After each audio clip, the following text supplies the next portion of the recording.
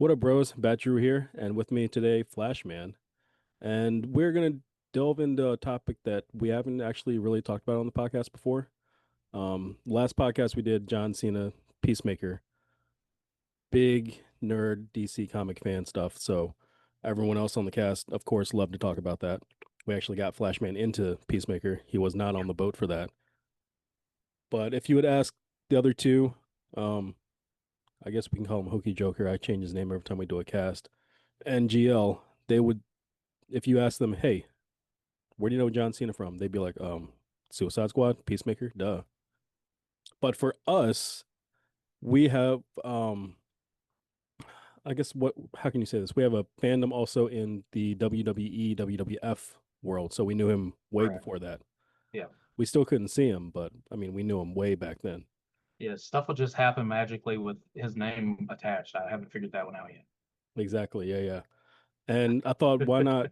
We just came off Peacemaker. John Cena was in that.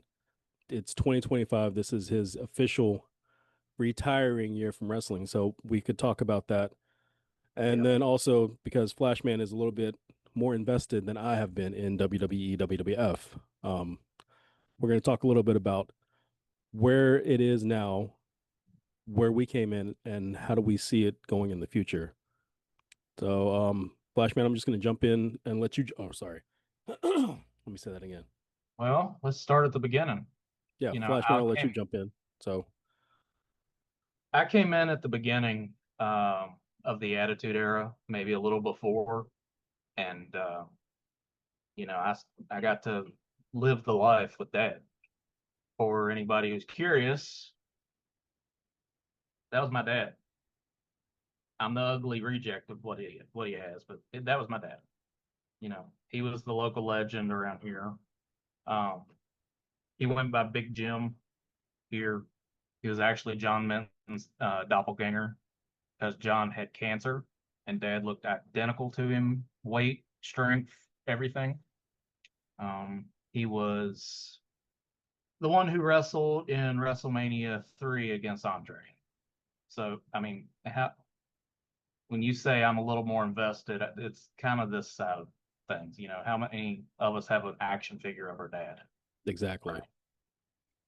Right. Um, but I grew up with Jimmy Valiant, the Boogie Woogie Man, the Samoans. I remember when Jeff Hardy and Matt Hardy got their start training down in Shawsville at Boogie's camp. Um, a lot of them, like Mick Foley. I've been out to dinner with him. Wow. It's a lot of stuff that's just that era and that generation is unfortunately kind of passing on. So over the past, I don't know, year or so, Dad passed away in 2022, and when he passed, at the time, I wasn't watching any of it. I was not invested in it. When he retired from the ring, I lost interest in it. I wasn't around it constantly. Mhm. So when he passed, I've been watching little snippets of like WrestleMania 1, WrestleMania 2, the older stuff, Dusty Rhodes, the Iron Sheik, Ultimate Warrior, the older guys, the older generation that is unfortunately passing on. And it's, it kind of weighs heavy because I got to know some of those folks and everything else. In that early part of my life, we traveled, we went on the road, we'd go to matches everywhere from Maryland down to Georgia. So I am a little more invested than the average Joe. I don't advertise it. Drew is lucky that he got me talking about it. Yeah. But but my childhood was mostly Attitude Era. And Attitude Era, you had The Rock, you had Triple H, you had Shawn Michaels, you had Steve Austin. And at the latter end of the Attitude Era is when Cena, Orton, trying to think of who all else. That's the era that I kind of stepped away for quite a while. Now I'm back watching more than I'm. have in a long time. So, what about you?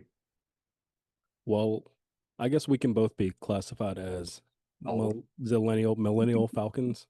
Yeah.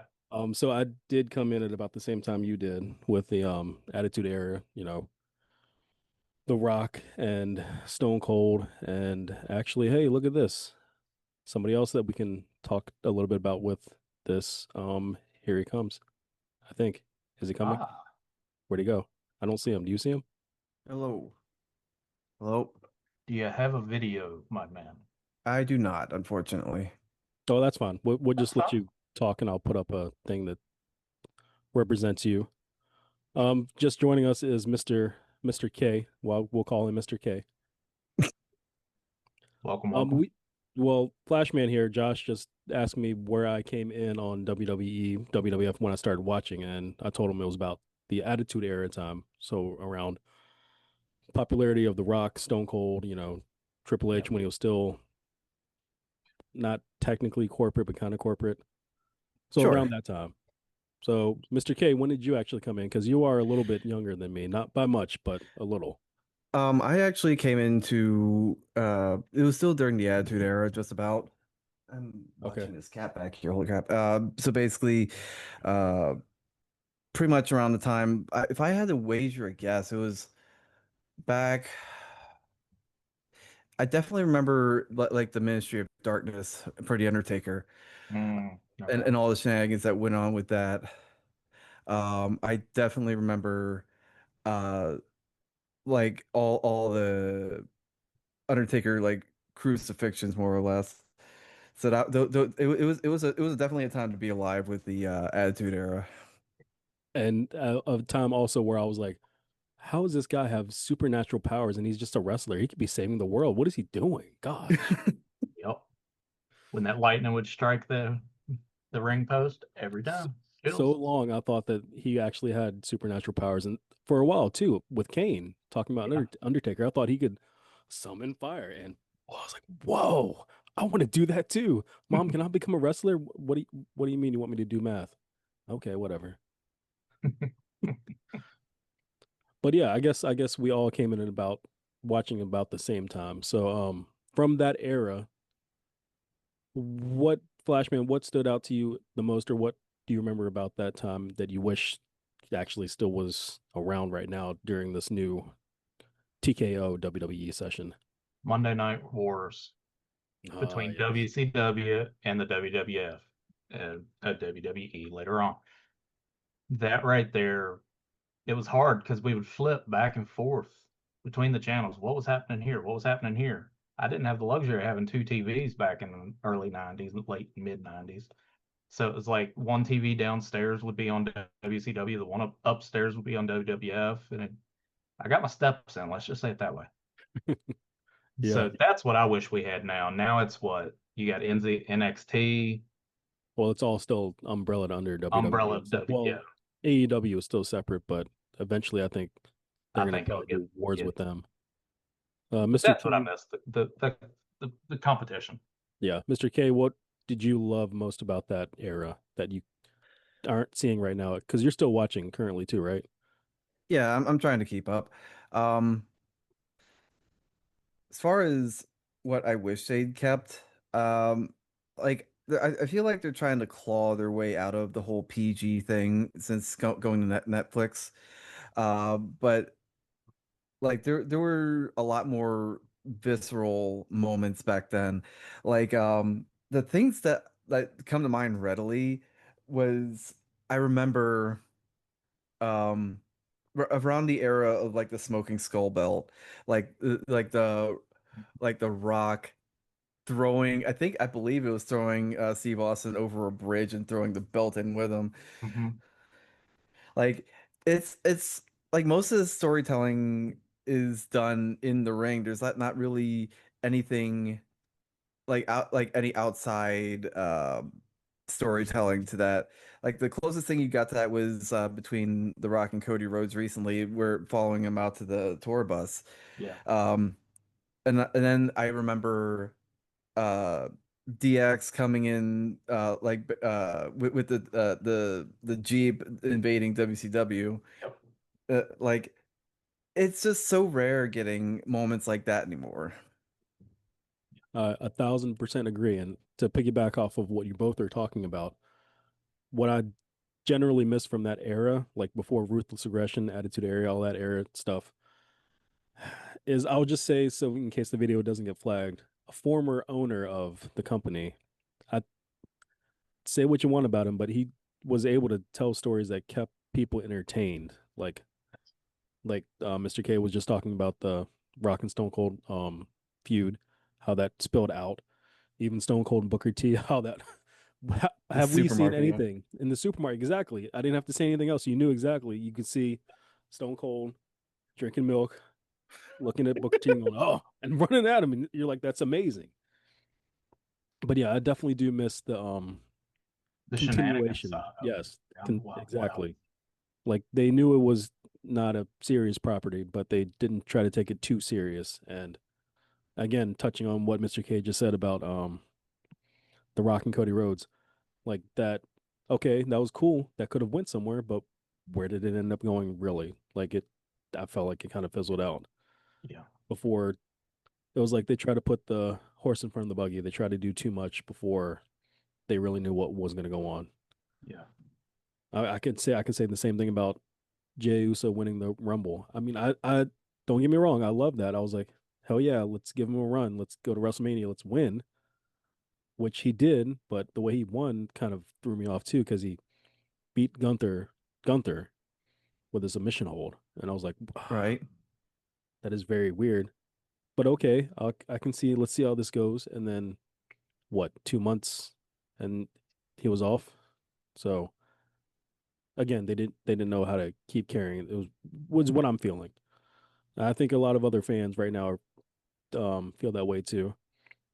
Um, let's see. Before we jump into Cena stuff, Flashman, we've touched on some of the great storytelling and our favorite characters from the Attitude Era. I guess technically, the Attitude Era bleeds into Ruthless Aggression, or was there a period before that? No, it does. They overlap right there around 2005, 2006. Because that was about the time The Rock and Austin was already gone, but Rock was slowly going to Hollywood. Yep. I think that was the time what Randy was coming in, Cody Yep. Rhodes, and some guy that you can't see that used to rap but kind of doesn't rap anymore. Yep. You know that he kicked off the ruthless aggression era, and it Angle was basically big at the tail end of the Attitude Era, and like when Cena debuted as like what the prototype, he basically he kicked off that phrase, which kicked off the era, I believe. Gotcha.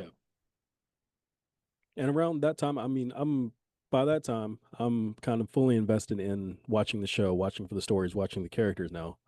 So I got a little taste of WWFE as the Ruthless Aggression era was in its peak, climbing down. And then, like I said, like this kid, John Cena, um, who would have thought that if in 2005 somebody said 20 years he's still going to be top dog and people are going to love him. Well, even 10 years ago you wouldn't say that because a lot of people hated him, but I think that was just the audience voicing, Sure. being invested. Like they didn't want somebody to be on the top for so long, and he was technically the face of the company for almost what, literally almost 2 decades. Yes. Yeah. But okay, Flashman.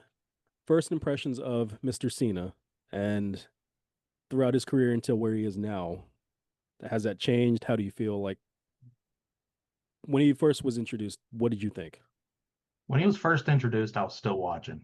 Mm. Um, I remember seeing some of his early work, and I thought he's got the stamina, he's got the build, the charisma. I think he can go somewhere.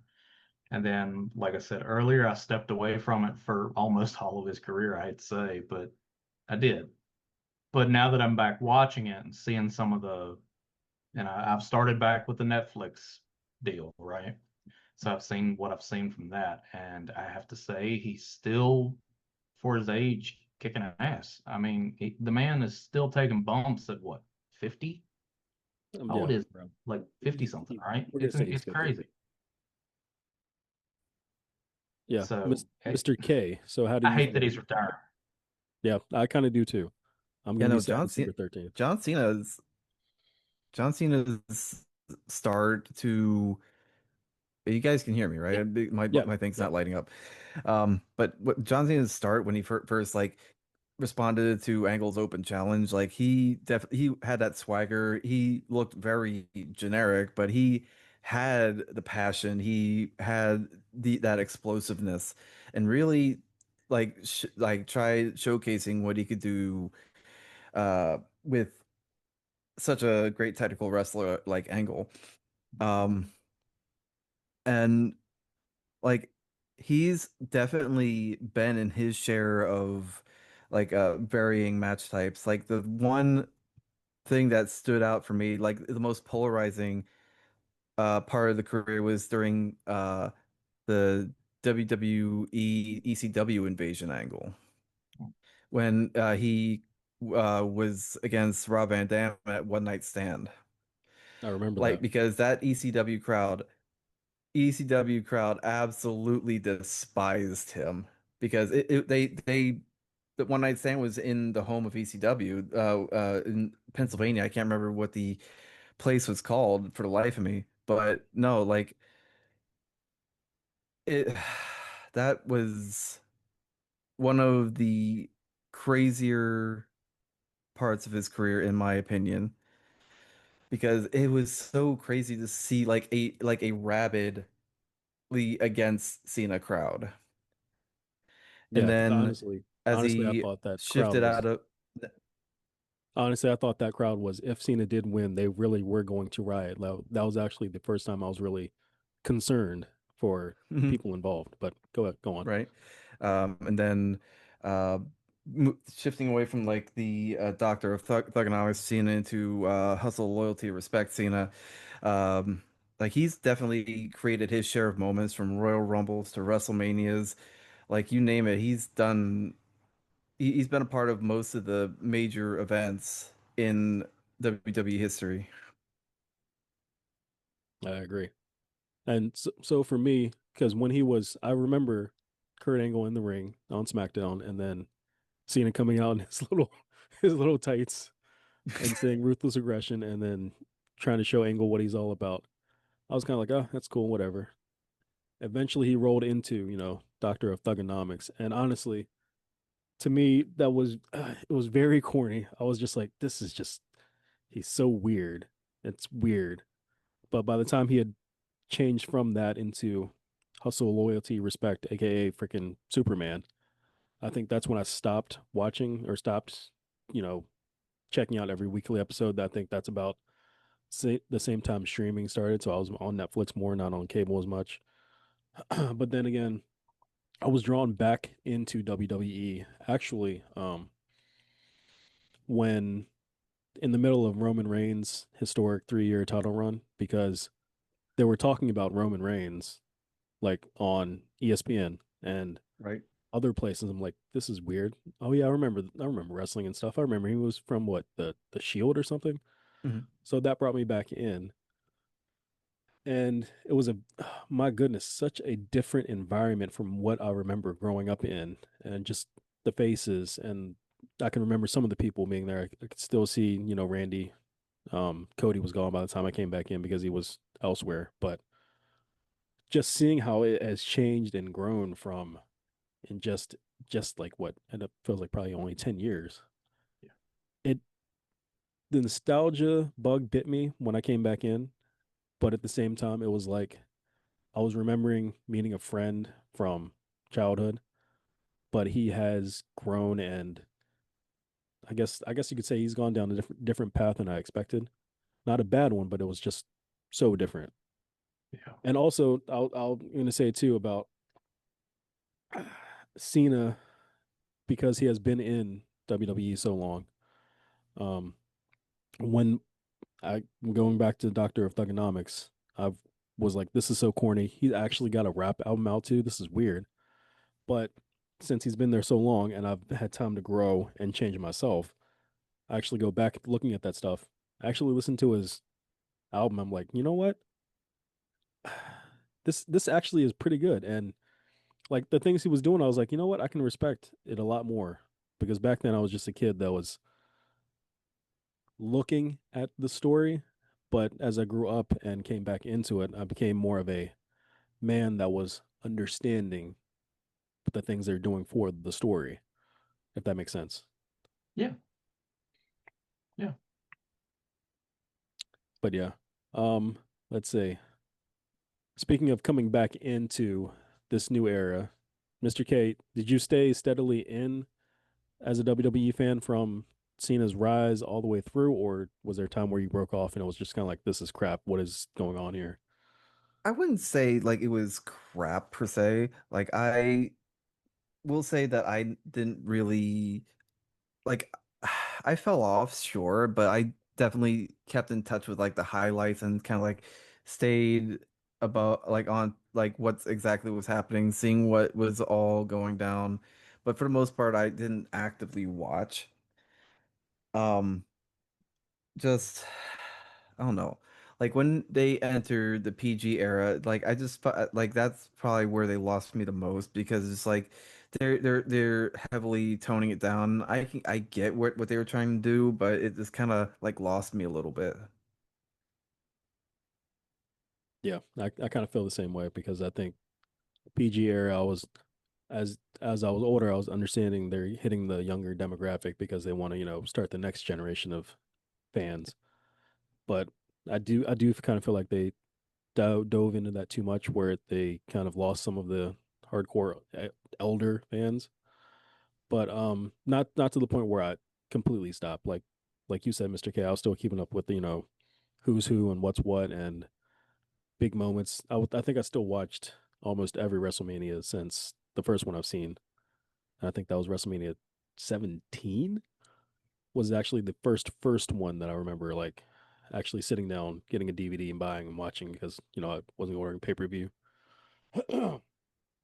But yeah, also, I don't know. Flashman, do you have anything else to add? What else do you want to add about the changes in pacing of stories, Thing characters from now and back then? in the Netflix era. Oh yeah, yeah. All right. Look, I'm coming back into it. And the first one I watch, they start the match and then it goes to a fucking commercial. I lost my shit. I'm like, what the hell just happened? And then go back on, match is going.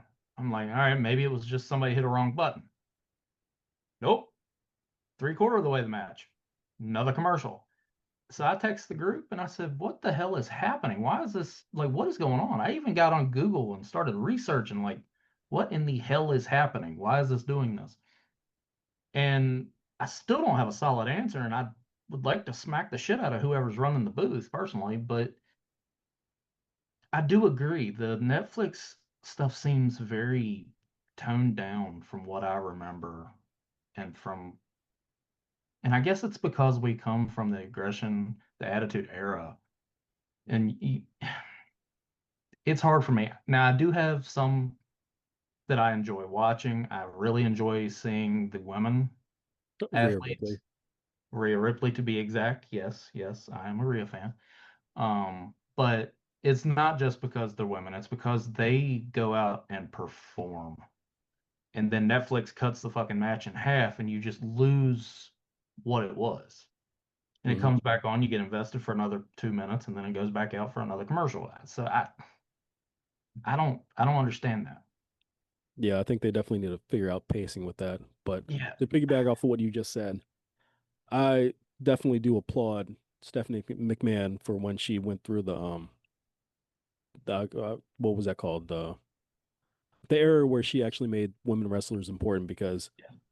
everything I've watched this year 2025, I think I can say that like in my top 10 matches, probably 6 or 7 of them were women's matches because of the heart, the grit, the passion, the pure just energy that the crowd is feeling, and I'm feeling it too. Like, oh, going to a live show would be great, but not with the prices of things No. now. Jeez No. Louise, kids. Hmm. We looked at Nosebleed and I said, that's like three of my paychecks. I can't do that. Yeah. It's not for the average person anymore. It's not. Again, with the former owner of the company, definitely understood it was a family business, kept the prices As low as he okay-ish. could. As low as Yeah. he could. Yeah. But that brings up another question. Mr. K, have you actually been to a live event anywhere before? I have not, and that's kind of a shame because I used to live uh in Virginia, and I know that shows have come to like Roanoke and whatnot, and it just kind of every time I saw that, it was like, gosh darn it, I wasn't able to like catch any of those. 1998 Raw. It was the last appearance of Hawk and Animal as a tag team, and we were there. We were in Cool. the nosebleeds, but we were But there. but you were there. There was one time, and again, this is another thing that I kind of miss about the elder era.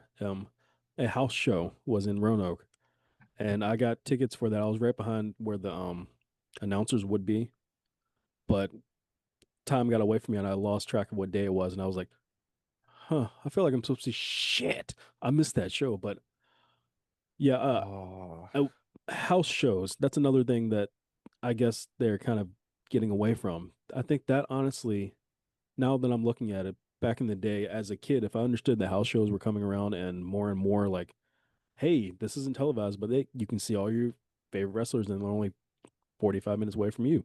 Yeah. I think that's the model they need to still be keeping because that's going to bring in new faces, new business, and that's going to also sharpen your performers' skills. Like if all they get is TV time to do their moves and sets and whatnot, there's very little room for error because I've noticed on Raw a lot more botches that I've seen than I remember from back in the day. Yes. But that's also because they don't have the time. I mean, I guess training would count, but it's different when you're in front of a live crowd like house show.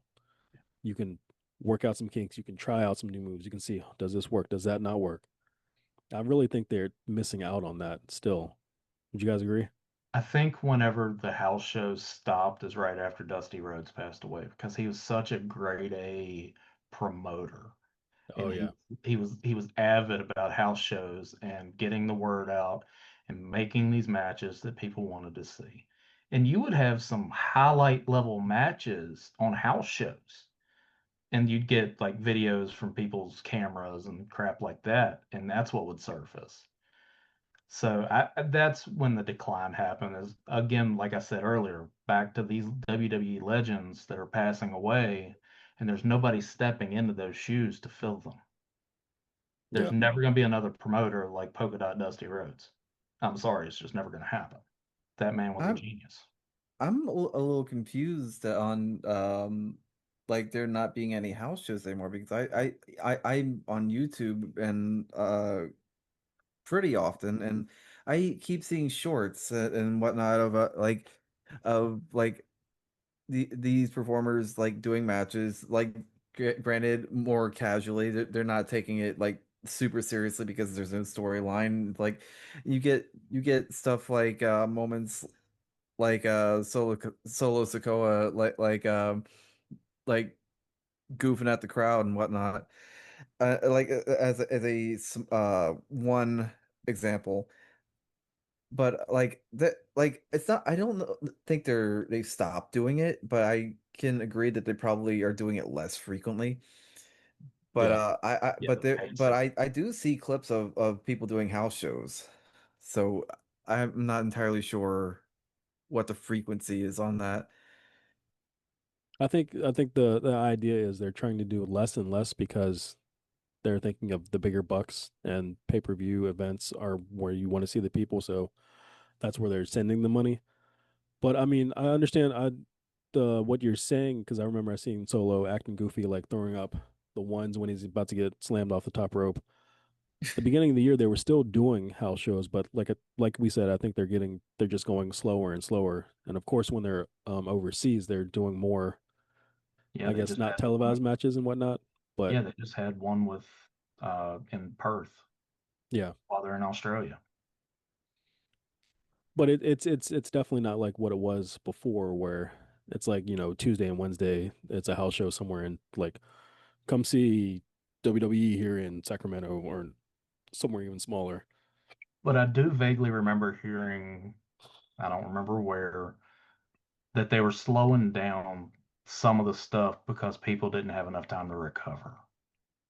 And their bodies couldn't take the constant impact, and they were only getting like 3 days off in 6 months or something like that because of travel and everything else.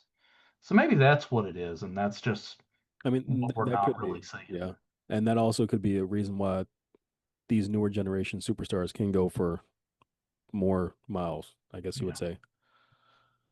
But Sure. okay, I think we've covered enough about the past and current, but the whole enchilada about this entire cast was supposed to be about John Cena and his Yeah. 2025 run. I'll just say, Mr. K. So, 2025, December 13th, his final show. How many boxes of tissues are you going to need, or are you going to be fine thinking that you've seen all you need to see? I don't know. Like I'm a little perturbed that his final show is going to be at a Saturday night main event, first of all. Exactly, with Like, commercials. and like at Crown Jewel, I just feel like that was like one of his best send-off matches to date. Like Cena and Elimination Styles Chamber. put on an absolute show, pulling every tribute they possibly could, like to some of the things they've done and the people they've competed against throughout their career. And I think obviously the crowning moment, I think a lot of people would agree, I can't assume that, is Cena pulling out Sister Abigail for the late great Bray Wyatt. Like many people got emotional. Like the crowd knew what was going on. Nobody thought it was overdone. They got the memo. Oh, for sure, for sure. I didn't think that. I didn't think at 10 in the morning on a Saturday watching that in live was gonna get me teary eyed, but especially when Cena walks to Alicia Taylor, hands her a piece of paper, and says, "Just read this." I'm like, "What the hell is this about?" And then he reads that stuff about AJ, and I'm just like, "Bro, I haven't even had breakfast. Don't make me cry." I did not watch it live. I caught all the highlights, so Right. But for I but for me personally, it was his second greatest match this year. I still think the Rhodes Cena match was. I was just like, that was "Wow, top notch. holy shit, what a match!" It was absolutely top notch. Hmm. But also going thinking back for his entire 2025 run, the Royal Rumble. I think most everyone expected, oh, he's gonna win. He's gonna go to Yeah. WrestleMania, yada yada. He didn't win, and I was like, oh, that's cool. But I kind of wanted him to because I want to see him go. And then Elimination Chamber happened, and then I guess slowly he started to quote unquote turn, and then we hit WrestleMania, yada yada. Then he does the turn. Rock says some stupid stuff, and then all of a sudden, Rock's not part of it anymore. I'm just like, where are they going with the story? Because again, feels like they're rushing it, but they didn't know where to go. Like they ran out of paper to write on for that storyline. I don't, it was Yeah, weird. I'm really glad they course corrected and changed him back to a babyface way before now. Because if they had waited until like, you know, September, October, probably would have lost my interest. But when they did, it was great because, like I said, I want to see Cena ride or leave out. What's words are hard sometimes. True. Retire, go out on Yeah. top. Yes, there you go. There it is. But overall, Flashman for what we've seen so far with Cena's final run, how would you grade it? What would you change? Do you like it? Do you want it to go?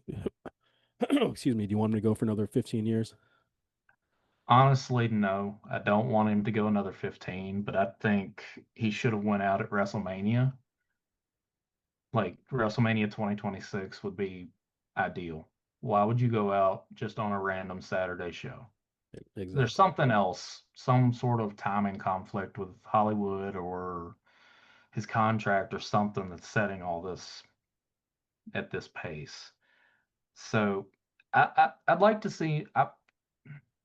Ideally, I would want him to go out at WrestleMania, have main event match, swan song, just like they did for Steve Austin, just like they did for Shawn Michaels, just like they did for HBK or Helmsley. Like, give the man the swan song at the biggest show in sports entertainment and be done with it. So I'm glad he's going out to his own accord. I will say that. It seems like he's the one that's picked and choose who he wanted and when and where and how and blah blah blah. The only thing I would change is I wish he would have beat Lesnar. Oh, yeah, Like definitely. I really would love to have seen him flip the script on Lesnar. 'Cause Lesnar's an asshole and we all know it. Mr. K, same question. Yeah, no, like Cena's been around for 20 plus years. Like he's had a fantastic run. I Phenomenal. don't want to see him do go any longer than he has to. Like if he feels like the quality of his work's only gonna get worse from here, then he's taking the right chance to exit stage left. Um, be the question about that is like that it only leaves the question like who is do we know who his opponent is for Saturday night's main event? Has that been done or is that They may have said it, but I honestly don't think so. I don't. The only thing I could think of it being that his being his last match, being in DC would be a bomb shocking Batista show up because Batista's from DC. But one, I don't think Batista's coming back. Two, I would not want that to be his last match. true? And three, I would want Batista to come back if he could, but not Cena's last match.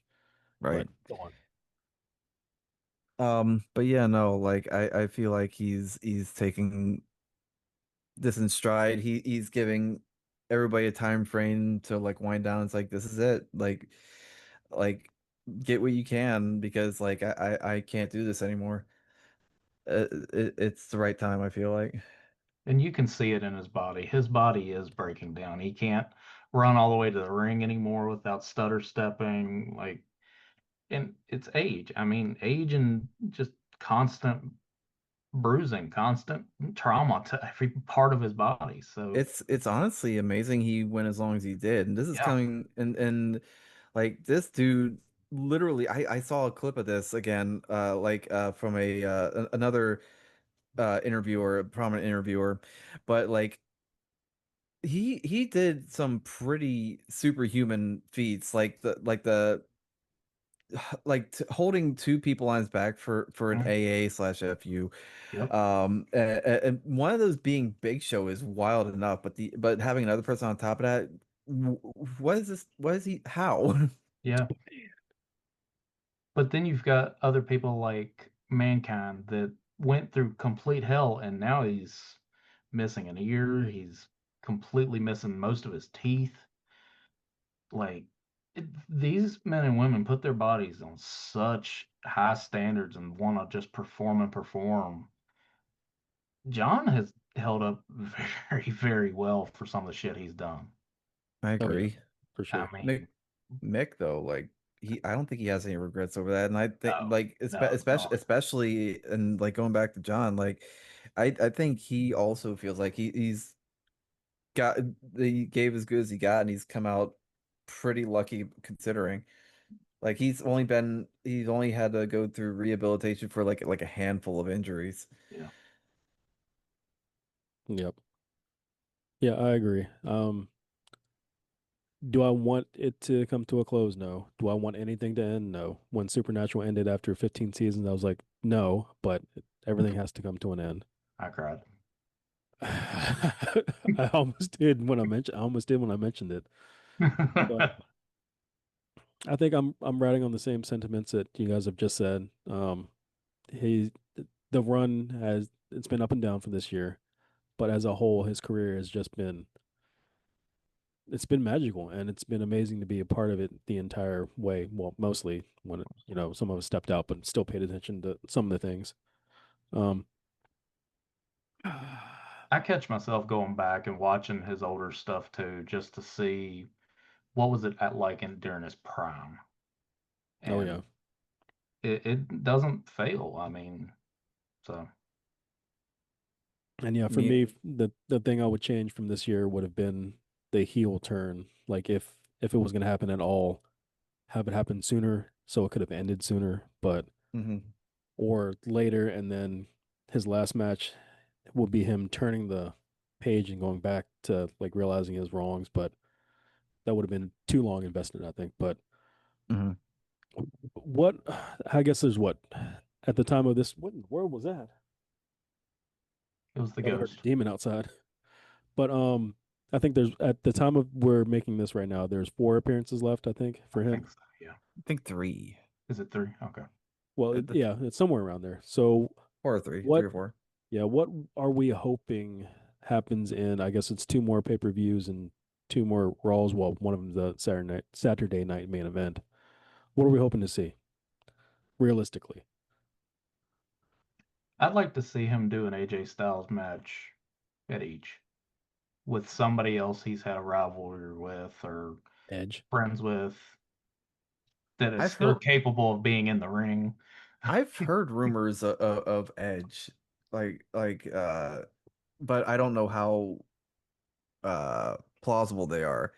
Like I've heard like other people kind of like taking a break from other promotions to kind of like and just seems like convenient timing. So I'm just like I wonder if like any of these guys are gonna come back for this kind of thing.